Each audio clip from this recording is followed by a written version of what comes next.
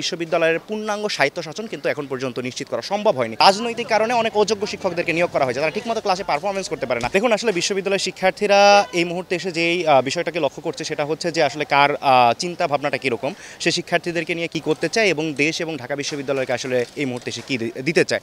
তো সেই জায়গা থেকে লেভেল প্লেইং ফিল্ড বলতে প্রচারণায় আমরা এখন পর্যন্ত তেমন কোনো বাধা লক্ষ্য করতে পারছি না। সকল রাজনৈতিক ছাত্র সংগঠন এবং স্বতন্ত্র ভিত্তিক বেশ কিছু প্যানেল দাঁড়িয়েছে, তারাও তাদের মতো করে নির্বাচনী প্রচারণা করতে পারছে। আমরা যারা স্বতন্ত্র প্রার্থী আছি, আমরাও আমাদের মতো করে নির্বাচনী প্রচারণা করছি। তবে একটি বিষয় আসলে লক্ষ্য করতেই হয়, স্বতন্ত্র প্রার্থী হিসাবে অনেক সময় দেখা যায় যে কি অনেক রাজনৈতিক সংগঠনগুলোর ফান্ডিং অনেক বেশি থাকে। সো সেই জায়গা থেকে আমরা দেখতে পাই তাদের ব্যানার, ফেস্টুন, অনেক ধরনের আয়োজন আমরা দেখতে পাই। তবে বিশ্ববিদ্যালয় প্রশাসন নির্বাচন কমিশন যেই নির্দেশনাটা দিয়েছে আচরণবিধি অনুসারে কেউ কোনো ধরনের ব্যানার, ফেস্টুন কিংবা এই ধরনের কোনো কিছু তারা নির্বাচনে করতে পারবে না। তো সেইটা আসলে আমি মনে করি যে এই ব্যাপারটা যদি সবাই অনুসরণ করে তাহলে আসলে এটা আসলে ভালো দিকে নিয়ে যাবে। আর একজন স্বতন্ত্র প্রার্থী হিসাবে আমি যেটা মনে করছি সেটা হচ্ছে যে শিক্ষার্থীরা আসলে দেখতে চায় যে শিক্ষার্থীদের নিয়ে আমাদের চিন্তাভাবনাটা কী আসলে। তো এই জায়গা থেকে একটা যে বিষয় আমরা এতদিন পর্যন্ত লক্ষ্য করলাম আমি ব্যক্তিগতভাবে, যে 90-এর ডাকসুতে যে ইশতেহারটা ছিল, আমি দেখতে পাচ্ছি যে আমাদের অনেক রাজনৈতিক ছাত্র সংগঠনগুলো কিন্তু এখনও সেই ইশতেহারই কিন্তু বা সেম ইশতেহারই কিন্তু দিয়ে যাচ্ছে। তারা বিশ্ববিদ্যালয়ে আবাসন সংকট নিরসনের কথা বলছে, বিশ্ববিদ্যালয়ে খাবারের মান উন্নতের কথা বলছে। এই দাবিগুলো কিন্তু প্রায় মানে বিশ্ববিদ্যালয় প্রতিষ্ঠার পর থেকেই কিন্তু বারংবার চলে এসেছে। কিন্তু এই সমস্যাটার মূল কারণ যে কোনটা সেটা কিন্তু আসলে এখন পর্যন্ত আমাদের মনে হয় এই সময়টা এসেছে যে আইডেন্টিফাই করার। এর মূল কারণটা হচ্ছে বিশ্ববিদ্যালয়ের ভিসি প্রক্টর প্রভোস্ট সহ যে প্রশাসনিক পদগুলো রয়েছে, এই পদগুলোতে আমরা দেখতে পাই যে বিভিন্ন যেই রাজনৈতিক সংগঠন ক্ষমতায় থাকে তাদের যে দলীয় আস্থাভাজন লোক আছে, তাদেরকে আস্থাভাজন লোকদেরকে বিশ্ববিদ্যালয়ের যে সকল প্রশাসনিক পদ রয়েছে এই প্রশাসনিক পদগুলোতে বসানো হয়, যার কারণে আসলে ওই দলের এজেন্ডাটা বাস্তবায়ন করে এবং শিক্ষার্থীদেরকে জিম্মি করে রাখার কিন্তু এক ধরনের প্রবণতা গড়ে ওঠে। যে এটাই কিন্তু আসলে মূল কারণ, যে বিশ্ববিদ্যালয়ের যেই সমস্যাগুলো রয়েছে এই সমস্যাগুলোর মূল কারণ হচ্ছে এই বিশ্ববিদ্যালয়ের পূর্ণাঙ্গ স্বায়ত্তশাসন কিন্তু এখন পর্যন্ত নিশ্চিত করা সম্ভব হয়নি। ডায়ালগ সুবাসিত টয়লেট ক্লিনার, যার পাওয়ার প্লাস ফর্মুলা টয়লেটের কোনায় কোনায় পৌঁছে 99.99% জীবন ধ্বংস করে। রিমার্ক।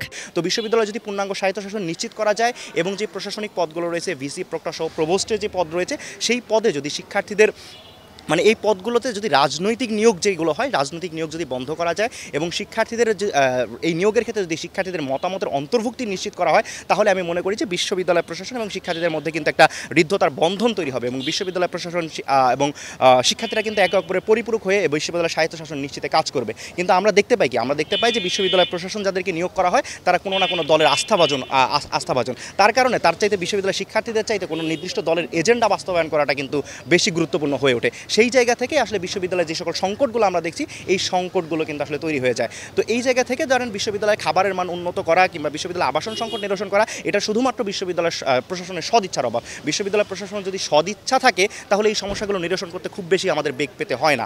তো এই জায়গা থেকে আমি যেই বিষয়টি আসলে শিক্ষার্থীদের মাঝে সচেতনতা তৈরি করতে হবে সেটা হচ্ছে যে প্রশাসনিক পদগুলোতে অবশ্যই রাজনৈতিক নিয়োগটাকে বন্ধ করতে হবে।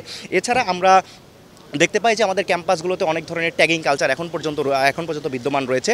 আমাদের একাডেমিক ডিসক্রিমিনেশনের শিকার হয় মানে হচ্ছে কারো মতাদর্শের কারণে। আমরা দেখতে পাই যে বিভিন্ন ডিপার্টমেন্টের বিভিন্ন শিক্ষক কর্তৃক আমরা দেখতে পেয়েছি যে এর আগে হিজাব পরার কারণে অনেক নারী শিক্ষার্থীকে কিন্তু তাদেরকে ভাই বা বোর্ড থেকে বাদ দেওয়া হয়েছে। তো এই জায়গা থেকে এখন এসে ধরেন যে 2024 সালে এসে কিংবা 2025 সালে এসে যদি কারো ফেস না দেখা হয়, ফেস দেখা ছাড়াও তো তাদেরকে রেকগনাইজ করার বা তাদেরকে এটা যে সে বা আমাকে বোঝার জন্য কিন্তু আরও অনেক ধরনের মাধ্যম রয়েছে। আমাদের মানে আই রিকগনিশন সিস্টেমটা রয়েছে। তো সেই জায়গায় এসেও আমরা দেখতে পাই যে রাজনৈতিক মতাদর্শের কারণে সেই জায়গাতে কিন্তু এক ধরনের ডিসক্রিমিনেশনের শিকার হতে হয়। তো এই যেই ব্যাপারগুলো রয়েছে এবং সাইকোলজিক্যালি যে আমাদের বিশ্ববিদ্যালয়ের যে সকল শিক্ষকরা এখন পর্যন্ত এই ধরনের ডিসক্রিমিনেশনগুলো করে থাকে, তো এই ব্যাপারগুলোতেও কিন্তু আমাদের সচেতনতা তৈরি করতে হবে এবং শিক্ষার্থীদেরকে সম্পূর্ণ পরিমাণ শিক্ষার্থীদেরকে এম্পাওয়ার করতে হবে। এবং আমরা দেখতে পান যে আসলে বিশ্ববিদ্যালয়ের আমরা দেখতে পাই যে আমাদের শিক্ষকরা তারা শিক্ষক নিয়োগ পাওয়ার পরে তারা ঢাকা বিশ্ববিদ্যালয়ে ক্লাস নেওয়ার সময় পায় না, কিন্তু তারা প্রাইভেট বিশ্ববিদ্যালয়গুলোতে